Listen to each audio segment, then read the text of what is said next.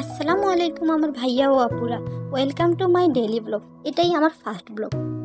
আজকের ব্লগটা আমি শুরু করছি সকালে ঘুম থেকে ওঠা দিয়ে। সকালে ঘুম থেকে উঠি আমার রুমে আমার সুন্দর একটি দৃশ্য দেখা যায়। আজকের আকাশটাও অনেক পরিষ্কার, অনেক সুন্দর আবহাওয়া ছিল, যদিও গরম অনেক বেশি। গরমের জন্য টেকা দায় হয়ে যাচ্ছে। আপনাদের ওইদিকে আবহাওয়া কেমন? আমাদের এখানে তো খুবই গরম। সকালে উঠি দেখি আকাশে সুন্দর এরকম মেঘ করে আছে, দেখে মনটা একদম শান্তি হয়ে গেছে। আমার রুম থেকে সকালে উঠলে এরকম সুন্দর ভিউ দেখা যায়। আমার রুমের ভিউটা আপনাদের কেমন লাগছে অবশ্যই কিন্তু জানাবেন। তারপরে আর কোনো কিছু রেকর্ড করা হয়নি। সকালে নাস্তা করেছি, অনেক কাজ টাজ করেছি, এগুলো রেকর্ড করা হয়নি। তারপরে একসাথে দুপুরে আম্মু রান্না করছে, সেইখানে রেকর্ড করেছি। মাটির চুলার রান্না আমাদের অনেক পছন্দ। আমার আম্মু আজকে বিরিয়ানি রান্না করতেছে, তো পুরো সব ক্লিপ নেওয়া হয়নি, কিছু কিছু আর কি আমি রেকর্ড করেছি। মাংস এখন বিরিয়ানির জন্য ভেজে নিচ্ছে। এই যে আমাদের ছোট্ট মাটির রান্নাঘর,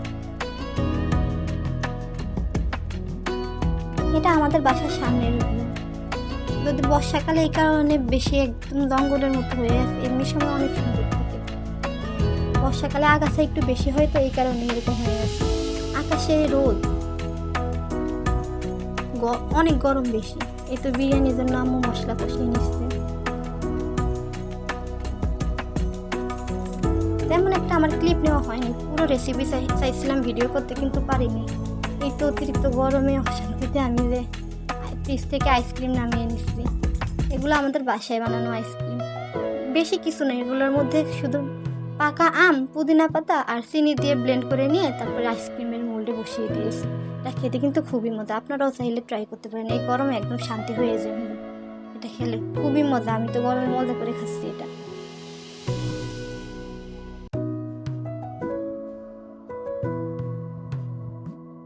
এই গরমে ঠান্ডা ঠান্ডা আইসক্রিম হলে আর কি লাগে, একদম মন ঠান্ডা হয়ে যায়।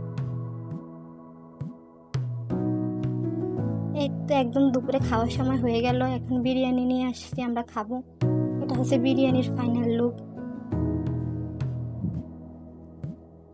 সত্যি কথা বলতে গেলে বিরিয়ানিটা দেখতে যেমন সুন্দর হয়েছে, খেতেও খুবই মজা হয়েছে। কিন্তু একটা ভুল হয়ে গেছে, আমার আম্মু আজকে বিরিয়ানিতে লবণ দিতে ভুলে গিয়েছিল। শেষে একদম বিরিয়ানি কমপ্লিট হওয়ার পরে লবণ দিয়েছে, কিন্তু সব জায়গায় ভালোভাবে মিশে নেই।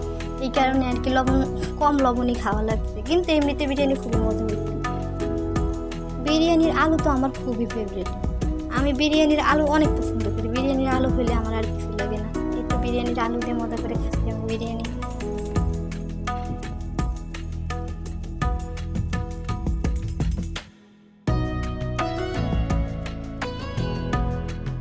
বিরিয়ানি আমার বরাবরই পছন্দ। বিরিয়ানি হলে আমার আর কিছু লাগে না। মানুষ গরমের মধ্যে নাকি এইসব খাবার খেতে পারে না, কিন্তু আমার শীত গরম কিছু নেই, আমি 12 মাসে বিরিয়ানি খেতে পারি।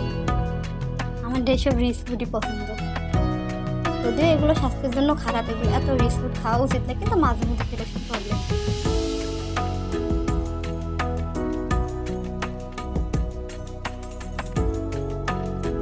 এই তো আমি বিরিয়ানি খেয়ে নিচ্ছি। যেহেতু এটা আমার ফার্স্ট ব্লগ, কোনো ভুল ত্রুটি হলে অবশ্যই আমাকে জানাবেন এবং আমার ভুল ত্রুটি ক্ষমা দৃষ্টিতে দেখবেন।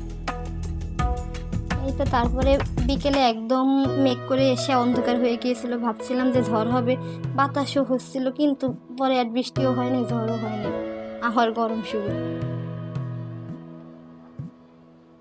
একদম আকাশে কালো মেঘ করে অন্ধকার হয়ে গিয়েছিল, কিন্তু বৃষ্টি আর হয়নি।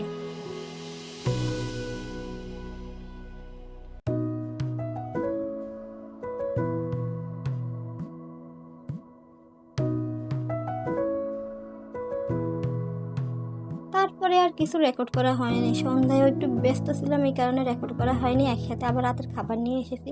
রাতেও বিরিয়ানি ছিল, ওই বিরিয়ানি খেয়েছি। বললাম না আমার বিরিয়ানি অনেক পছন্দ, আমি একটা না 2-3 দিনও খেতে পারি বিরিয়ানি। রাতে বিরিয়ানি খাচ্ছিলাম, আর আম্মু আবার ভাত আর আলু ভর্তা খাচ্ছে। পরে বিরিয়ানি খেয়ে আবার একটু ভাত আর আলু ভর্তাও খেয়েছি, কারণ আলু ভর্তা আমার অনেক ফেভারিট। আলু ভর্তা খেতে আমি খুবই পছন্দ করি। আর আলু ভর্তার সাথে আমার আম্মু কি করে, একদম একটু বেশি করে পানি দিয়ে আর একটু লবণ দিয়ে ভাত রান্না করে, ওই ভাতটা দিয়ে আলু ভর্তাটা গরম গরম খেতে খুবই ভালো লাগে। এই যে একদম নরম নরম ভাত, পানি পানি ভাত, আর সাথে আর ডিম আলুর ভর্তা, এটা দিয়ে ভাত খেতে যে কি মজা।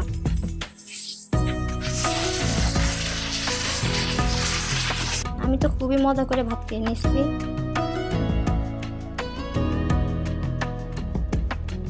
তারপরে রাতে খাবার খাওয়ার পরে এসে শুয়ে পড়েছি, ঘুমিয়ে গেছি। এই তো এই ছিল আজকে আমার সারাদিনের ছোট্ট একটি ব্লগটা কেমন লেগেছে অবশ্যই জানাবেন।